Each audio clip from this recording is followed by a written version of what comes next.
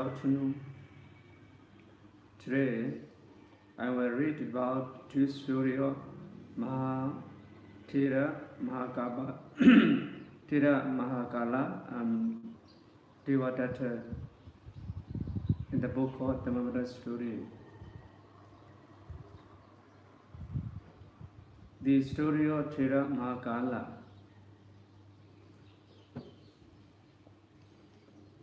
While residing in the neighborhood of the town of Siddhavya, the Buddha uttered verses 7 and 8 of this book with the reference to Mahakala and his brother Sulakala.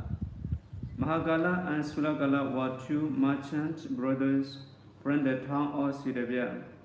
While traveling about with their merchandise on the one occasion, they had the chance to listen to religious discourses given by the Buddha. After hearing the discourse, Mahakala asked the Buddha for admission to the order of the bhikkhus. Sulakala also joined the order, but with the intention of coming out of the order and to bring out his brother along with him. Mahakala was serious in his ascetic practice at the cemetery and diligently meditated on decay and impermanence. He finally gained insight and attained arhataship. Later, the Buddha and his disciples, including the brothers, happened to be staying in the forest of Sensapa near Siddhavya. While staying there, the former wives of Sulakala invited the Buddha and his disciples to their house. Sulakala himself had to prepare seating arrangements for the Buddha and his disciples. Once there, the former wife saw Sulakala made him change into lay clothes. The next day, the wife saw Mahakala invited the Buddha and his disciples to their house, hoping to do the same with Mahakala as the wife of Sulakala had done to Sulakala. After the meal, they requested the Buddha to let Mahakala remain to express appreciation. Anumodana. So the Buddha and the other disciples left.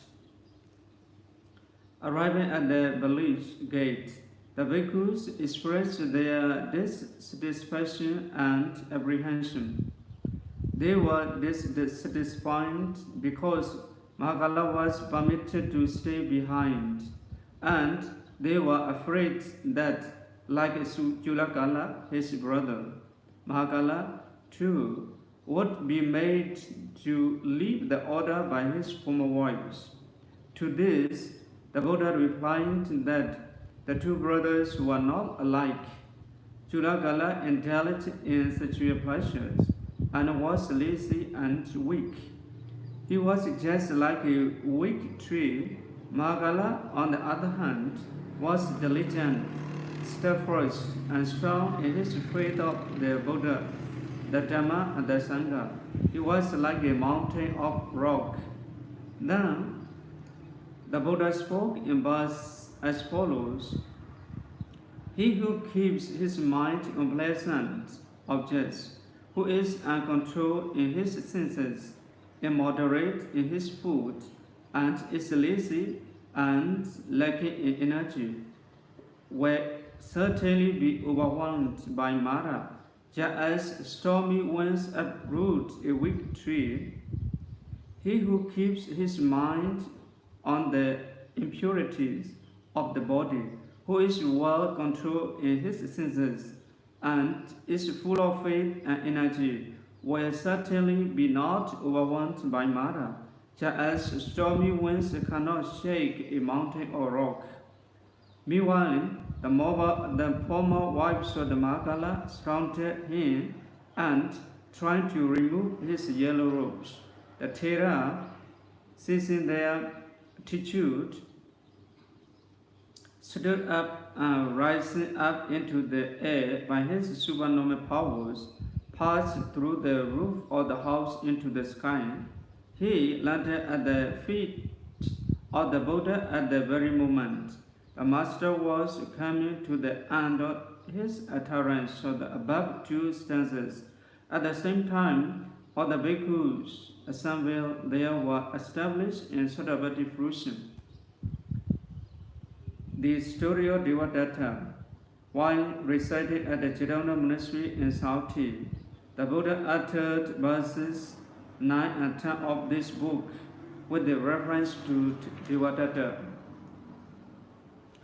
Once, the two chief disciples, the Venerable Sariputta and the Venerable Mahakala, went from Saudi to Rajagaha. There, the people of Rajagaha invited them with their 1,000 followers to a morning meal.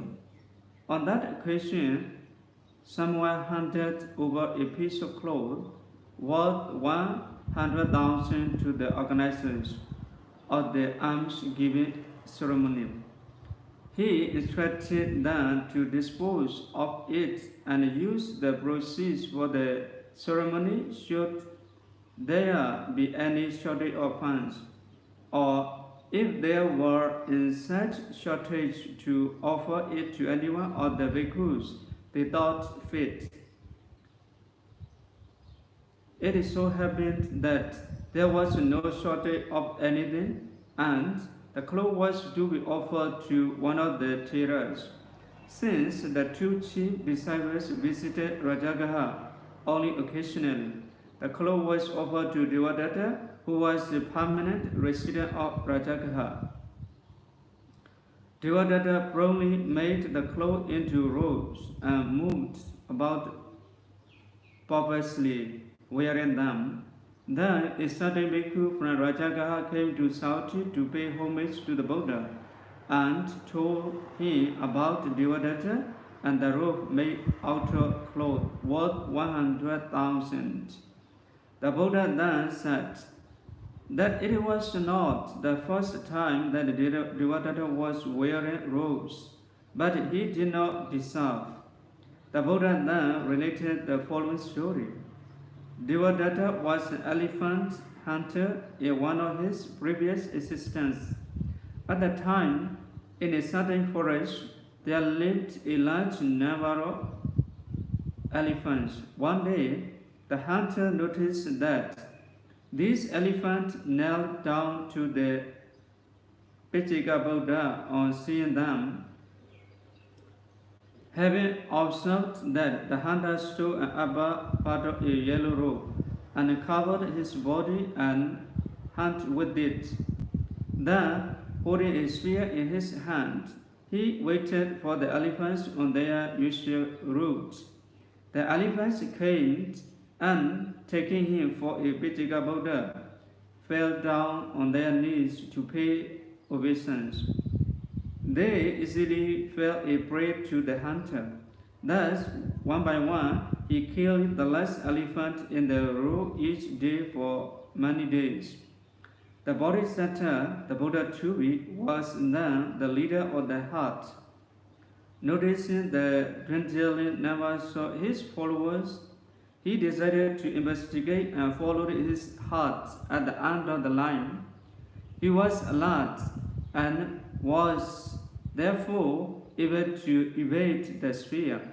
He thought followed the hunter in his trunk and was about to dash him against the ground when he saw the yellow robe.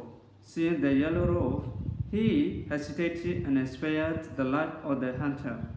The hunter was rebuked for trying to kill under cover of the yellow robe and for committing such an utter depravity. The hunter clearly did not deserve to put on the yellow robe. Then the Buddha spoke in verse as follows.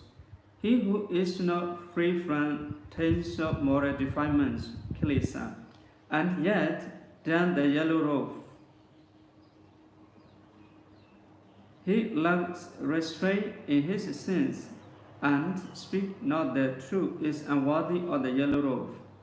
He who has discarded all moral defilements, kilesas, who is established in moral precepts, is endowed with restraint and speaks the truth of indeed, worthy of the yellow robe. At the end of the discourses, many bhikkhus were established in Sattapati fruition. That's all. Today I read two stories, the Mahakala Thera and Devadatta Thera. I hope you will gain some knowledge about Dhamma from the story of these two stories. Thank you all for your listening.